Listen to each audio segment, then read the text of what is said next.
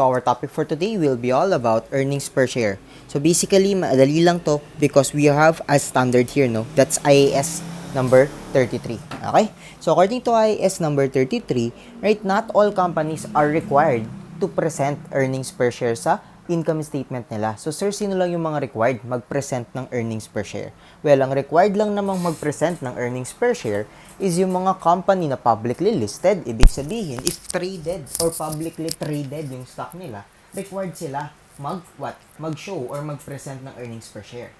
Ano pa yung mga required? Required din yung mga company na under process na or in process na yung registration nila sa pag-trade ng mga shares nila sa public. So sir, ibig bang sabihin if hindi pa naman in process yung pag-register or para bang pag-list ng shares nila sa public at hindi rin sila publicly listed companies, hindi po sila required mag-present ng earnings per share? Yes, that's correct. They are only encouraged to present earnings per share in the phase of their income statement or in the notes to the financial statements. Are we good? So, as I said a while ago, basically this topic is just an easy topic. Numihirap lang to kapag dumadating na yung mga potential ordinary shares because as per IAS number 33, we need to present two kinds of earnings per share.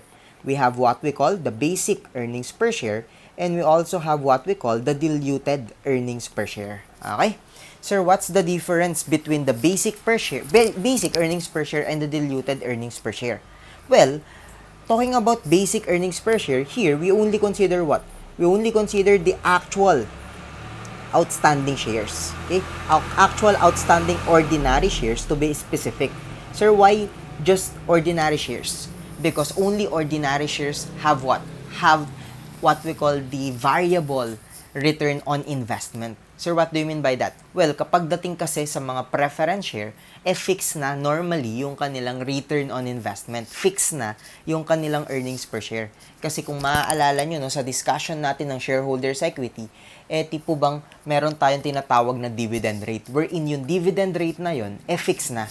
So, multiply mo lang yun sa par value and then multiply sa number of shares. That's it. That is their earnings per share automatically. Pero pagdating sa mga ordinary shares, as we said or as we discussed no, during our discussion in shareholders equity, yung tira-tira or yung residual profit yung napupunta sa kanila.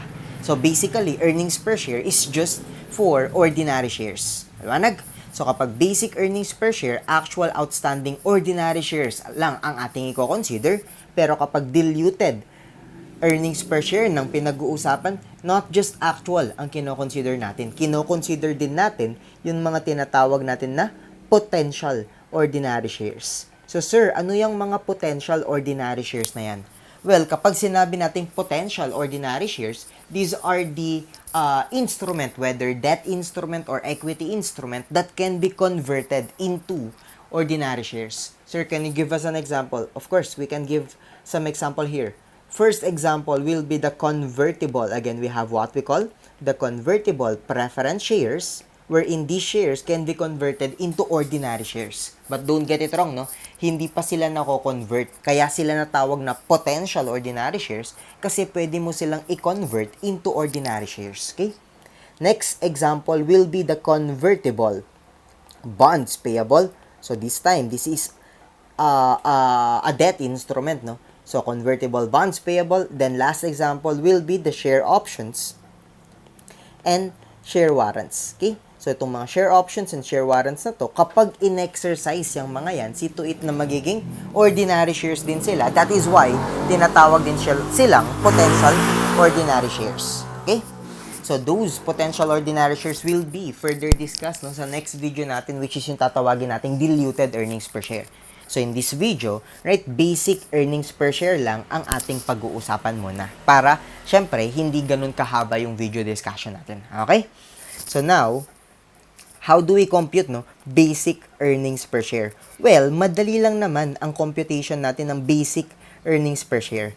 Basic earnings per share is just equal to the net income of the company. So, kapag sinabi nating net income, this must be the net income after tax. Once again, this is the net income after tax, ha?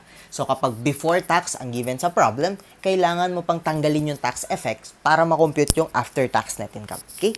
Then, deduct natin dito yung preference share dividend because one of the privileges, no, ng mga preference shares natin is kapag nagkaroon ng net income, sila yung unang bibigyan ng dividend. Once again, tira-tira lang po or yung residual amount lang yun na pupunta sa ating mga ordinary shares. Dibanag? Then here, what will be our denominator? Our denominator will be the average outstanding shares. Again, we have what we call the average outstanding shares. Outstanding ordinary shares to be specific. Okay? So, discuss natin isa-isa itong mga to. Once again, net income must be the after-tax net income. Now, let's talk about the preference share dividend. Okay? So, ang preference share, situate na meron dalawa eh. Ano yung dalawa? Pwede silang maging cumulative. Again, they can be cumulative preference shares. Pwede rin naman na non-cumulative sila. Okay? So, sir, bakit mahalaga malaman whether cumulative sila or non-cumulative? Kasi ganito yan. If cumulative sila, see to it na magdideduct tayo ng dividend whether there is a declaration or no declaration. So, whether declared or not. Sulat ko yan. Whether declared or not. Okay? So, whether declared or not, we will deduct the preference share dividend. Pero kapag non-cumulative kasi, itong mga preference shares na to, magdideduct lang tayo sa computation only when what? Only when declared. So, malaki ang pinagkaiba, no, ng dalawang to. Kapag cumulative, whether declared or not, pero kapag non-cumulative, only when declared. Pero linawin ko to, baka kasi akalain mo na kapag cumulative, tapos 3 years nang walang declaration, 3 years ang dinidak mo, no? So, see to it that for basic earnings per share computation, always 1 year, again, always, no? Always 1 year lang po ang ating what? Always 1 year lang po ang dinideduct natin dito. Alright? Kahit na cumulative sila at kahit na 3 years nang walang declaration, 1 year pa din ang ating idinideduct. Nagkakaintindihan ba tayo dyan? Okay? Next, punta tayo sa average outstanding shares. What do I mean by average outstanding shares? Average outstanding shares here, kino-consider natin yung what? Kino-consider natin yung time kung kailan lang na-issue, kailan lang na-subscribe, at kailan lang na-acquire back itong mga treasury shares na to. Or itong mga ordinary shares na to. Okay? Because ganito yan eh. Net income is what? Net income is earned all throughout the year. Meaning from January to December, kumita tayo ng net income eh. So kapag na-issue lang yung mga shares na yun ng March 1, see to it na dapat wala pa silang right doon sa net income from January 1 to February 28. Kasi March 1 pa lang sila na-issue eh. Nagigets mo ba? So ang ibig sabihin ngayon, if March 1 lang na-issue itong mga ordinary shares na to, the number of ordinary shares, again, the number of ordinary shares must be multiplied by 10/12. Kasi 10 months lang yung right nila doon sa net income. Nagigets mo ba? So, wag mo tong ihahalo sa book value per share. Kasi sa book value per share, we don't do the average thing. Why? Because sa book value per share, shareholders equity ang pinag-uusapan. Shareholders equity ang ating numerator. Pero dito sa earnings per share, ang numerator kasi is net income. And since net income is earned all throughout the year, see to it now na kapag at the middle of the year nangyari yung issuance, kailangan pa nating i-average yung number of ordinary shares natin. Are we good? Now, before tayo pumunta sa mga problems, see to it also, no, na dito sa computation ng average outstanding shares natin, meron tayong dalawang event na kailangan bantayan. So, sir, ano yung dalawang event na yon? Una is yung tinatawag natin na share split. And then, pangalawa is yung tinatawag naman natin na bonus issue. Okay? So, share split, na-discuss na natin yan, no? Na-discuss na natin yan sa shareholders equity computation natin. Okay? Bonus issue naman, yan yung other term dun sa tinatawag natin na stock dividend. Na-discuss na rin natin yan sa ibang video natin. Sa ibang video discussion natin. Okay? So, see to it na itong share split at bonus issue na to for comparative, again, for comparative financial statement purposes, see to it na what? Treated sila retrospectively. Again, retrospectively. What do I mean by that? Yung ibig ko lang sabihin dyan, pag nagpe-present ka ng basic earnings per share sa comparative FS, dapat kahit na 2020 nangyari yung bonus issue, i-effect mo rin yon sa 2029. Eh sir, bakit ganun? 2020, nag-declare ng stock dividend, bakit pati 2019 ini-effect mo? Because kapag hindi mo siya tinreat retrospectively, hindi na magiging comparative kasi yung dalawang FS mo. Nagigets mo ba? So, ang ibig sabihin ngayon, if 2020 lang ang share split mo, minultiply mo by 2, if 2 for 1 yan, at hindi mo minultiply by 2 yung 2019, hindi na magiging comparative yung FS na ipipresent mo. Maliwanag ba? So, ang ibig sabihin ngayon, hindi na magiging useful yung FS. Ang purpose nga kung bakit tayo nagpe-prepare ng FS is to help users decide. To help users understand kung ano ba talaga nangyayari. Maliwanag ba? So, ang ibig sabihin, kapag meron tayong share split at bonus issue, retrospective po ang effect nila for comparative financial statement purposes. Maliwanag ba? So, as if nangyari sila at the earliest period presented in the FS. So, walang problema kapag 1 year lang. Kapag 1 year lang ang pinag-uusapan, as if nangyari ang bonus issue at stock split na to or share split na to on January 1. Pero kapag 2 years na ang pinag-uusapan sa problem, as if nangyari siya on the earliest period presented, that's the January 1 of last year. Or supposedly, that's the December 31 last year. Ano ba? So to apply all these into the problems, let's move on here in illustrative problem number 1. So here, in illustrative problem number 1, the question is the number of shares for calculating earnings per share. Okay? So the following data pertain to Cagayan de Oro Company shares for 2030. So see to it that 150,000 preference shares is not part of our computation because only ordinary shares, right, will be considered. Okay? So shares outstanding on January 1 is 300,000. So turuan kita kung paano, no? So lagay mo dito 300,000. Multiply mo yan ng 12 over 12. Sir, bakit 12 over 12? Kasi January 1, existing na yan. So 12 months siya, kumpleto sa buong taon siya, may karapatan sa net income. Ngayon, maghanap ka ng share split or ng bonus issue. So, dito may share split nung April 1. Sabi natin retrospectively. So, as if nangyari to on January 1. So, i-multiply ngayon natin to by 2. Okay? So, magkano makukuha natin dito? The answer here will be equal to 300,000 times 12 over 12 times 2 or that's equal to 600,000 shares. So, ilalagay ko ngayon dito, 600,000 shares. Okay? Now, merong shares issued daw. Kailan? On July 1. That's 200,000. So, lalagay natin dito. 200,000 times what? Times 6 over 12. Kasi from July 1 to December 31, that's a period of 6 months. Meaning, 6 months na lang ang right niya sa net income. Huwag mo nang i-multiply yan by 2 kasi nangyari yung issuance na yon after the share split. So, i-consider mo lang yung share split sa mga transaction right before the date of that share split or stock dividend. Okay? Then, shares reacquired as treasury. So, mababawasan to because outstanding shares, if you can still remember, the computation is issued plus subscribe minus treasury. Okay? So, here, minus 100,000 tayo. And then, gaano katagal yung October 1 to December 31? That's a period of 3 months. So, times 3 over 12 tayo. Okay? So, 200,000 times 6 over 12 is 100,000. Then, 100,000 times 3 over 12 is actually equal to 25,000 shares. Then, adding these three will give us the average outstanding shares already. So, how many shares yung average outstanding natin? That's 600 plus 100 minus 25 or that's equal to 675,000 shares. That's why here, in illustrative problem number 1, alpha will be our final answer. Okay? Now, let's move on here in problem number 2.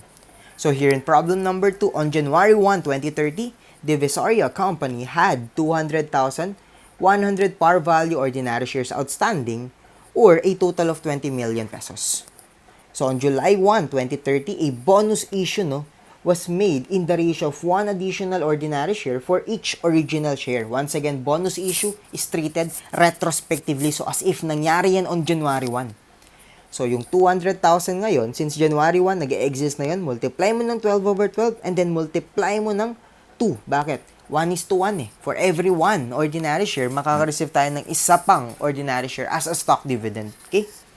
Next, ano pa nangyari? The profit for 2030 daw is 12 million pesos. The question is the basic earnings per share that should be reported in the 2030 income statement. So here, this is just easy, because our average outstanding shares will be 400,000. So basic earnings per share now will be equal to 12 million pesos divided by 400,000 or that's equal to how much? This is equal to 30 pesos. Tama ba? 30 pesos yan. Yeah, that's 30 pesos. That's why here, in illustrative problem number 2, alpha will be our final answer. Okay? Hopefully, nakakasunod ka pa, no? Next, let's move on here in illustrative problem number 3. So here in illustrative problem number 3, Lapasan Company had the following capital during 2029 and 2030. So preference share capital 100 par, 10% cumulative. Cumulative once again, no? 100,000 shares is equal to 10 million. Ordinary share capital 100 par, 400,000 shares equal to 40 million. Lapasan reported 8 million for the year ended December 31, 2030. Lapasan paid no preference share dividends during 2029 during 2029 and paid 1.5 million preference share dividends during 2030. So on January 1, 2031, prior to the date that the financial statements are authorized for issue, Lapasan distributed 10% ordinary share dividend. Once again, the effect of these share dividend and share split are retrospectively for comparative income statement purposes. Okay? So, dalawang sagutan natin dito. That is, first, for comparative FS purposes. Then, next na sasagutan natin is as if hindi naman sa comparative ito ipipresent. Okay? Kasi kapag 2030 comparative FS, anong laman nito? Ang laman nito is 2029 and 2030. So, hindi mo pa malalaman yung nangyari noong 2031. Pero for 2031 comparative FS, see to it na ang laman kasi niyan is 2030 and 2031. So, dito, ikino-consider na natin. So, dalawang sagutan natin, ha. So, here, kahit na cumulative siya, since may declaration naman ng dividend, kailangan i-deduct yung 1.5. So, basic earnings per share now, again, the basic earnings per share will be equal to 8 million minus 1.5 million, no? Kasi may declaration nga ng dividend for preference shares. Okay? Sir, hindi po ba 10 million times 10%? Gagawin mo yon kapag hindi mo alam kung magkano yung binigay sa mga preference share. Possible kasi na participating din sila, kaya 1.5 million yung ating naibigay. Okay? Then, i-divide natin yan saan? I-divide natin yan sa number of shares outstanding. So, for 2030 comparative FS, syempre, hindi pa natin alam ano nangyari ng 2031. So, 400,000 shares lang ang ating denominator. But for 2031, no, comparative income statement, our answer will be 8 million minus 1.5 million. Pareho lang ang numerator. But our denominator this time is equal to 440,000 shares. That's actually equal to 400,000 shares times 110%. Okay? So, for 2030 income statement, magkano ang basic earnings per share natin? That is 6.5 million divided by 400,000 shares, or this is 16.25. But for the 2031 comparative income statement, our final answer is 6.5 million divided by 440,000, or this is equal to 14.77. Okay? So, nung tanong dito, in its 2030 income statement, what amount should Lapasan report as basic earnings per share? So, for in its 2030 income statement lang daw. So, ang ibig sabihin ngayon, kung 2030 lang to, ang sagot natin is 16.25. That is why Charlie will be our final answer. So, don't answer 14.77. So, kapag ang tanong naman is in its 2031 comparative income statement, what amount should Lapasan report as basic earnings per share pertaining to the income figure for the year 2030? Ang sagot mo doon is 14.77. Okay? So, don't get it wrong. Now, let's move on to illustrative problem number 4. So, here in illustrative problem number 4, Strauch Company has one class of ordinary shares outstanding and no other securities that are potentially convertible into ordinary shares. During 2029, 100,000 shares were outstanding, and in 2030, two distribution of additional ordinary shares occurred. On April 1, 20,000 shares of treasury were sold, and on July 1, a 2-for-1 share split was issued. So, profit, no, was 410,000 in 2030 and 350,000 in 2029. The question is, what amounts should Strauch report as basic earnings per share in its 2030 and 2029 comparative income statements? Okay? So, itong 2-for-1 share split na to, retrospectively natin yan gagalawin. Retrospectively. Okay, na as if nangyari siya 2029 pa lang. Pero itong issuance of treasury shares, see to it na hindi natin yan i-consider retrospectively. Ano lang yung dalawang bagay na retrospectively ang effect? Bonus issue at saka stock split. Okay? So 2029 muna tayo. Basic earnings per share for the year 2029 now will be equal to the net income in the year 2029, which is 350,000. Wala naman daw other securities dito, so walang preference. Next, our denominator will be equal to the 100,000 shares outstanding, okay, times 2, kasi 2 for 1, or that's equal to 200,000 shares, kasi retrospectively nga ang share split. So, 350,000 divided by 200,000, this is equal to 1.75. Mali ba yung income figure na napulot ko? Okay, hindi, tama. Next, punta tayo sa basic earnings per share for the year 2030. For the year 2030, yun yung 410,000. Okay? Ngayon, our denominator will be different kasi kailangan nating mag-compute. So, January 1, meron tayong 100,000 times 12 over 12. Then, times 2 kasi may share split. Then, on April 1, nagbenta tayo ng 20,000 treasury shares. Once again, sold hindi acquired. Ibig sabihin, yung outstanding shares dito na 100,000, right, merong treasury pala dyan na nabenta natin. So, madadagdagan ngayon yung outstanding kasi mababawasan ng treasury. Okay? Kasi outstanding shares nga na-compute by deducting from the issued shares yung mga treasury shares and by adding, of course, the subscribed shares. Okay? So, 20,000 times April 1. So, 9 months. So, times 9 over 12. Then, nauna yun compared sa share split. So, times mo rin yan by 2. So, magkano ang lalabas dyan? Pwede natin gamitin yung M plus function ng calculator natin. So, 100,000 times 12 divided by 12 times 2 M plus. Then, 20,000 times 9 divided by 12 times 2 M plus. Then, MR natin, ang lalabas is equal to 230,000 shares. Or pwede rin naman na i-add mo yun isa-isa and then tsaka multiply mo isa-isa tsaka mo i-add. Pareho lang na 230,000 shares ang ating makukompute. Okay? So, 410 divided by 230,000 shares, this is equal to 1.78. So, our final answer is 1.78 for the year 2030 and then 1.75 for the year 2029. So, bravo will be our final answer. So, that's illustrative problem number 4. Okay? Now, before we move on to illustrative problem number 5, let me just discuss first yung tinatawag natin na stock right. Okay? So, discuss muna natin itong stock right na to. Stock right, ito rin yung tinatawag natin na right of preemption. Again, tinatawag din natin itong right of preemption or mas kilala sa pangalan na preemptive right. So, sir, ano yung stock right or preemptive right na yan? Well, kapag sinabi nating stock right or meron pa siyang isang pangalan, right issue, no? Right? Isa lang. Iba-iba lang yung pangalan pero pare-pareho lang yan. Nang ibig sabihin yan? Ang ibig lang naman sabihin yan, kapag ang isang kumpanya nagbabalak mag-issue ng additional share sa public, required mo na siya or obliged mo na siyang i-offer yung mga shares na yon sa existing shareholders niya. Sir, bakit naman kailangan muna niyang i-offer sa existing shareholders yun?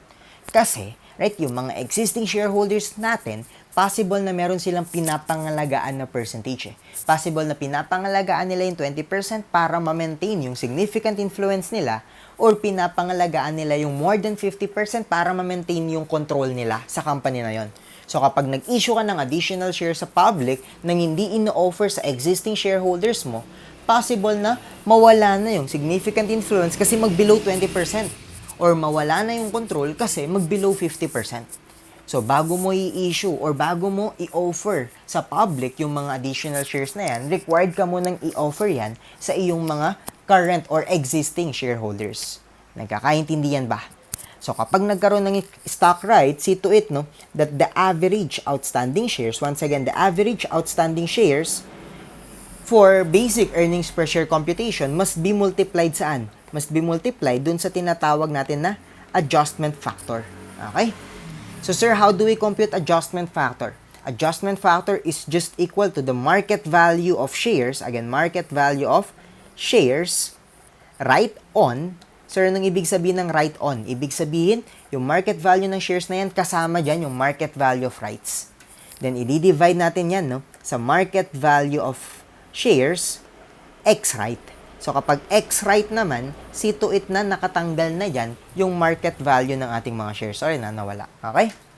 So, normally given yung market value of shares right on, pero yung market value of shares X right, kailangan mo yung makompute. At madali lang yan makompute eh. This is just equal to the market value of shares right on, again, market value of shares right on, minus market value of rights. Ganun lang naman yun kadali. Kailangan mo lang ibawas yung market value of rights dun sa market value of shares right on. Okay? So, paano kinocompute yung market value of rights? Okay? So, market value of rights is equal, no, to the market value of shares. Again, this is equal to the market value of shares right on minus yung tinatawag natin na option price. Option price is also the same, no, doon sa exercise price. Yun yung kailangan bayaran ng mga existing shareholders mo to acquire one share. Okay? Then, i-divide mo yan sa required number of shares to acquire one. Kasi minsan, 5 rights ang kailangan bago ka makabili ng isa eh. And then, mag-plus 1 ka. So, ano yung plus 1? Constant yun. Okay? So, after mo makuha yung market value of rights, i-deduct mo yun sa market value of shares right on. Then, yun na yung market value of shares X right. Okay? So, para mas magets mo yan, punta ngayon tayo dito sa last problem, which is illustrative problem number 5.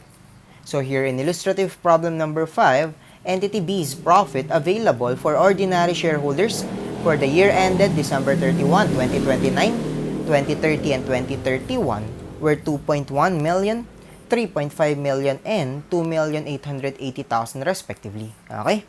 The ordinary shares in issue on January 1, 2030 were 800,000. Okay? Entity B offered existing shareholders a right issue of 1 for 5, again 1 for 5 shares at a price of 6 pesos per share. Ibig sabihin ngayon dito, kailangan ng 5 rights, again, 5 rights ang kailangan in exchange of what? In exchange of 1 ordinary share. And exercise price or option price is 6 pesos per share to be exercised on April 1, 2030. Okay? The market value of entities B shares on that date was 10 pesos per share. So, ito yung tinatawag natin na market value of shares right on. Okay? Ito yung market value of shares right on natin. Okay? So, what amount should entity B report as basic earnings per share in its 2028, 2029, and 2030 income statements? Okay? So, sa 2029, syempre, adjustment factor lang muna tayo. Ba? So, compute muna natin yung market value of right. So, market value of right is equal to the market value of shares right on, that's 10, minus, right, the exercise price, which is 6. So, 10 minus 6 divided by what? Divide natin dyan yung kailangan natin, no? 5 rights daw ang kailangan in exchange of what? In exchange of 1 share. And then, plus 1 tayo. So, 10 minus 6 and then over 5 plus 1. Paano ba? So, dito, anong meron? 4 over 6 to, no? Or, this is equal to 0.67. So, market value of right now is equal to 0.67. Kakaintindihan ba? So, now, kunin natin yung market value of shares X right. So, market value of shares X right, once again, is equal to the market value of shares right on, which is 10. Deduct mo yung 0.67, and then that's it. That's equal to 9.33 to be exact. So, anag ba? So, ngayon, bibigyan kita ng another way para makompute yung 9.33. Sir, papaano yon? Well, madali lang yan, no? So, magkano yung market value of shares? Market value of shares is equal to, we have 800,000 shares. Multiply mo yan by 10, or that's equal to 8 million pesos. Okay? Ngayon, kunin natin yung market value of right or the consideration, no? So, ilang shares tayo dito? 800,000 divided by 5, that's equal to, magkano? Ilang shares yun? 800,000 divided by 5, that's equal to 160,000 shares. So, 160,000 shares kapag in-issue or in-exercise lahat. I-multiply mo yan sa exercise price na 6. So, ilan yun? 160,000 times 6, that's equal to 960,000. So the total consideration now, right, is equal to how much? That's equal to 8,960,000. So i-divide mo lang yan sa number of shares, assuming na lahat na exercise, ha. Again, assuming lahat na exercise, which is equal to 800 plus 160, or that's 960,000, then makukuha mo na yung market value of shares X, right? Again, this is already, no, the market value of shares X, right? So 8,960 divided by 960,000, or that's equal to 9.33 pa rin. So kahit ano man ang gawin mong method, pareho lang na 9.33 ang makukuha mo. Binigyan lang kita ng alternative computation to compute that one. Okay? So, magkano ngayon or ilan ngayon ng ating adjustment factor? So, see to it now that our adjustment factor, no, will be equal to 10 divided by 9.33, or this is how many percent, or what's the ratio? 10 divided by 9.33333, that's equal to 1.07. Okay? Okay ba tayo doon? So, ngayon, compute na natin yung basic earnings per share sa 2028 muna. Okay? So, basic earnings per share for the year 2028 is equal to magkano net income ng 2028? That's, 2029 muna pala. 2029. Mali lang itong mga date. 2029, 2030, and 2031 dapat to. Okay, sorry na. Okay? So, for the year 2029, that's 2.1 million net income divided by the average outstanding shares. Well, that's 800,000, no? Times 1.07. Kasi nga, i-multiply yun sa adjustment factor. So, 800,000 times 1.07, that's equal to 856,000 shares. So, basic earnings per share for the year 2028 now is 2.1 million divided by 856,000 shares, or that's equal to 2.45. Okay? Ngayon, compute natin yung basic earnings per share for the year 2029 dapat to. For the year 2030. So, for the year 2030, magkano net income? The net income is equal to 3.5 million. So, lagay natin dito 3.5 million. Ngayon, i-compute natin yung average outstanding shares natin. So, on January 1, ang ginamit natin, since ang ginamit natin last year is 856, dapat 856 din ang ilalagay dito. So, yan yung i-multiply natin ng 12 over 12. Okay? Ngayon, sabi ng problem, April 1, 2030, dapat may exercise na. So, lagyan natin dito April 1, no? So, kapag na-exercise yung mga shares, ilan dapat yung total? Ang total will be equal to 960,000 shares as computed a while ago. That's 800,000 plus yung 160, or dapat 960 yan. Ang ginamit natin on January 1 is 856. So, ibawas mo ngayon yung 856, no? So, 960 minus 856,000, dapat ang gagamitin mo lang dito is 104,000 shares. At yan yung multiply ng 9 over 12. Common mistake to ng mga estudyante because akala nila, since 160,000 ang madadagdag, 160 ang ilalagay dito. Magkakamali ka nun because once again, in-adjust mo nga yung beginning Minultiply mo ng 1.07. So, even though 160 yung nadadagdag on April 1, yung 56 na advance na at the beginning of the year. Liwanag? So, 104 na lang ang idadagdag mo on April 1. So, ilan to? 856,000. And then, 104 times 9 over 12, that's actually equal to 78,000. Okay? So, average outstanding shares natin will be 78 plus 856, or that's equal to 934,000 shares. Okay? So, divided by 934,000 shares. So, magkano ang basic earnings per share natin sa 2030? That's 3.5 million divided by 934,000, or that's equal to 3.75. Okay, good? Hopefully, na-gets mo yun, no?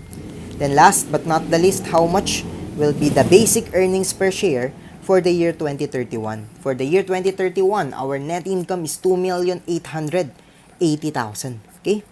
Then how many shares do we have now? Well, ang meron na ang number of outstanding shares na this time is 960. Kasi as of the end of 2030, 960 na yan. Liwanag? So, ilan na to? 2,880 divided by 960,000 shares, or this is equal to 3 pesos. So, for the year 2031, basic earnings per share will now be equal to 3 pesos. Okay? So, that's the computation of basic earnings per share kapag may right issue na involved. Okay? So hopefully na-gets mo ang discussion natin for today. You need this discussion para mas maintindihan mo or para makasunod ka sa next video natin, which is yung about diluted earnings per share.